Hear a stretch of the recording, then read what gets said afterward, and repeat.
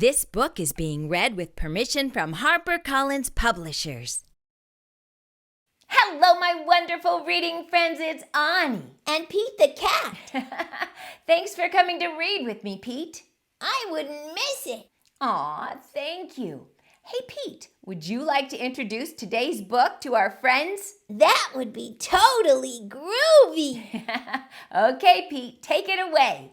So summer's kind of my jam. Surfing, sunshine, good vibes all around. So when autumn came, I wasn't sure how I felt about it. Then my mom had a great idea. Let's find out what it was as we read Pete the Cat, Falling for Autumn. If you have a copy, go get it. So you can read along with us.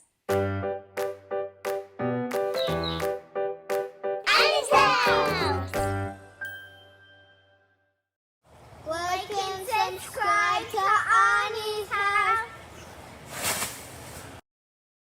Pete the Cat, Falling for Autumn by Kimberly and James Dean. It is the first day of fall and Pete the Cat is feeling blue. I like summer better, he says. In summer, I can swim and surf and play at the beach. Maybe you just need to remind yourself of all the things you love about autumn, Mom suggests. Pete says. I'll try. Pete finds Grandma in the kitchen. She's baking delicious pumpkin pies. The whole house smells sweet and spicy. Pete loves helping Grandma bake pumpkin pie, but he loves helping eat it even more.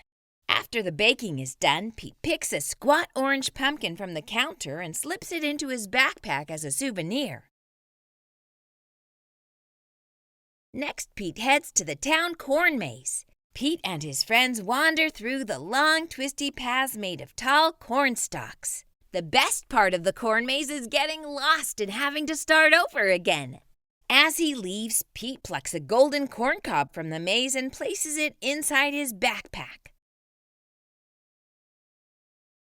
Then Pete visits Grandpa, who is knitting on the porch. Grandpa helps Pete use the knitting needles to knit the yarn into cool patterns. Together, Pete and Grandpa make a long, cozy scarf for Pete to wear. When they're done, Pete chooses a little ball of leftover yarn and places it inside his backpack. Next, Pete goes to the hayride at the park. Pete, Bob, Mom, Dad, and Grandpa all pile into a wagon filled with hay. They go on a bumpy wagon ride around the park.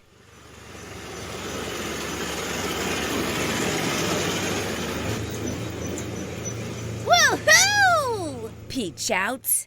At the end of the ride, Pete grabs a handful of sweet-smelling hay from the wagon and stuffs it into his backpack. Pete heads over to the apple orchard where he and Callie go apple picking. They eat sweet apple donuts and drink hot apple cider and fill their buckets with apples of all different shapes and sizes. Before he leaves, Pete chooses a round red apple and drops it into his backpack. Next, Pete stops by the park. He plays touch football with Bob and their friends. Pete scores a touchdown and everyone cheers. Woo! Yeah! Way to go, Pete! After the game, Pete grabs Bob's football and stuffs it into his backpack. It barely fits. Bob won't mind if I borrow this, Pete says. Finally, Pete heads back home, but he stops in his front yard, which is covered in bright leaves falling from the trees. Pete helps his dad rake the leaves into big, colorful mounds. Then Pete runs and jumps into all the leaf piles. After he's done jumping, Pete picks a bunch of red and gold and orange leaves and stuffs them into his backpack. Pete's backpack is bursting with fall souvenirs. He can't wait to show Mom. I love autumn, Pete says. Wonderful, says Mom. You know, these would make great decorations for Thanksgiving. So Pete helps Mom fill a basket with all his mementos. They place the basket at the center of the table. "You did a great job, Pete," says Mom. "It's beautiful," says Dad. "Is that my football?" asks Bob.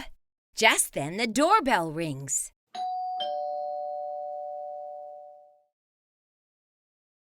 The Thanksgiving guests are here.